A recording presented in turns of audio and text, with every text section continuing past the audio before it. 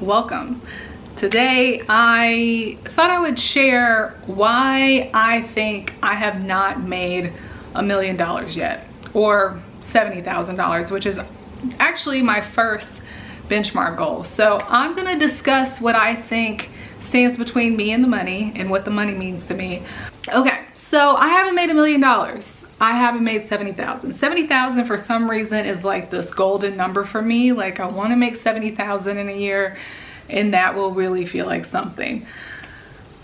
And I am also not really mad at that. At first, it was all about the money. It was about making this money real fast and being like all of the stories I heard. But the truth about the stories I've heard and the stories you've heard is that those are typically the stories, those are like the outliers. But so, and then everything you hear is really the outlier.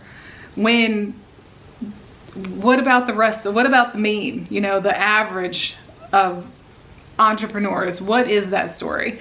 And I think my story is probably closer to it. And I also think my story is a little bit different because I'm really looking for purpose work, not just work. And everybody's not looking for that.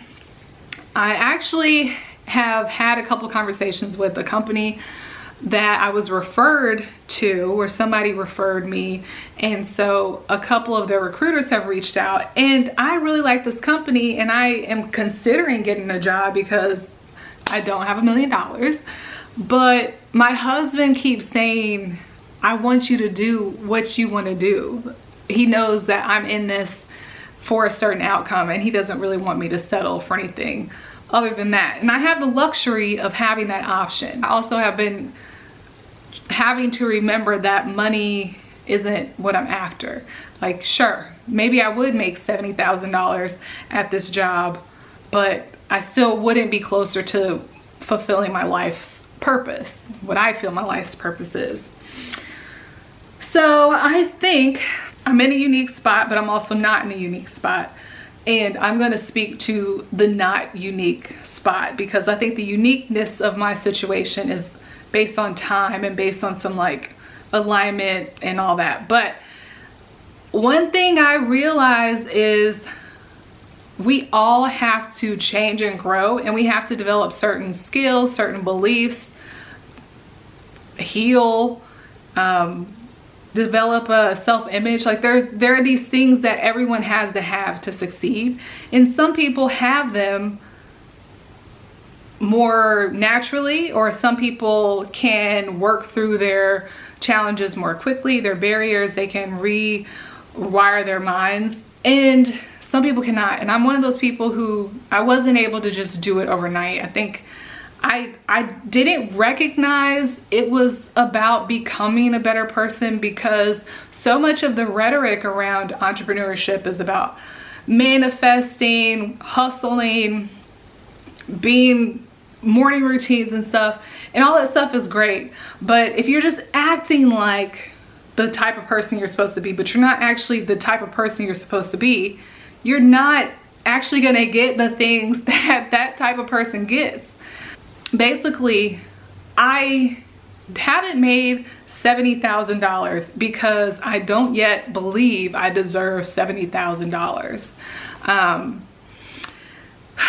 And the reality is, I don't actually have to work to get that.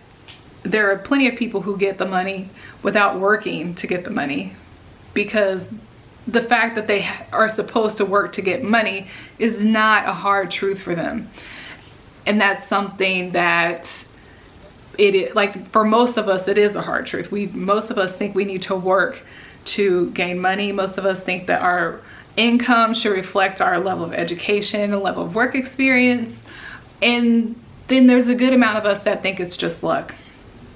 Of course, timing and stuff is a part of it, but I don't think it's luck. I think it's really about who you are. So in this conversation, or this like thought circle in my head, I think about multiple things. I had a challenging childhood given the situation my parents were in, so that created some hurdles for me which affected me differently than they affected my brother. My brother is a pharmacist. I've mentioned that on my channel before. I'm very proud of him. When he graduated from pharmacy school, it meant so much to me. I wasn't able to just make the same type of choices to get to having the lifestyle that I want to have. I mean, actually, I like the lifestyle I have because I'm blessed and because I've been blessed with the things that I need and want, clearly without working. But, you know, like my dream lifestyle, I haven't been able to do anything that you could expect to lead to that outcome. So I think our backgrounds have a lot to do with the work that we have to do to be more successful. When I was early 20s, early in my career, I would look at other people like, why are they successful and I'm not? Why did they get a great job out of college and I didn't? Well, first of all, a lot of people's jobs look great, but they're not actually great. We just think so, or they just lead us to believe that. Second of all, it's not that, yeah, sure, they might have networks, their parents might be able to set them up, they may have been able to go to a better college and therefore have more clout trying to get a job. But I really think it's like when you have certain things to support you, you don't perceive yourself to be as limited or as held back as someone else who didn't. So yeah, dad might know somebody and you were able to go to a school that's like name brand essentially. So things come to you because of those things, but honestly, I think it's because of how you view yourself because those things exist. Some people, they can come from a rough background and they still don't view themselves as a product of their background. That's not how I relate. It's not how I've related to hardship. The other thing is I sometimes feel like as a minority, as a Black person especially, I have like built in the perception of lack and perception of limitation that I feel is impacting my ability to make $1 million, because the story for me, the story that was given, especially growing up in a predominantly white environment with financial hardship, so being like this object of charity, the story I was given is that Black people struggle economically in the United States. Black people have limited opportunities. Black people don't have as much support at home, and so forth and so on. Like, we need a lot of help, right? So if that is true or not, if that's the story I've been given, I'm playing it out. I'm making it true. And while I understand it's not true, it still is taking me time to unlearn those ideas. There are some people who say, I'm not oppressed, Black people aren't oppressed, Black people just need to work hard and stuff. And I see the merit in that statement. We can't continue to identify as being oppressed and being wrong and being victims, because it's just perpetuating us being oppressed and being wrong and being victims. But at the same time, like, it's real. I mean, even if it's not materialistically real or physically real, it's still in our minds and it's still having an impact on how we operate in the world. So that's why I don't have $1 million. I've really simplified it, oversimplified it. Actually, I want to do more of a comparison with another creator that I saw. I saw this creator one day and she's been in the game just about the same amount of time as me and has made millions. And I vented to my husband for 10 minutes that night. But I had to come down, I had to come back to myself and recognize you don't have the same journey that she has. She might not have as much work to do. She might not have had as much work to do to get to the place to make the money. You do. So it just is what it is. I can't resent the fact that she's made it further. It's not that I'm failing, it's just that I'm doing a different set of lessons. I have a different workload than she does, so it's gonna take more time. And how I feel about money is that money for me is more about what it represents. Money is something that I didn't have excessively, although at times it felt like I did. Like, I didn't know I was poor. I didn't know I grew up poor until my high school college boyfriend mentioned it. I didn't perceive it that way, but now I look back and I can recognize what disadvantages I had over other people. But I still have mainly had my needs met. The last time I was broke was freshman year of college. I was down to like $36, and I sent $9 with my roommate to get me some taffy at the fair.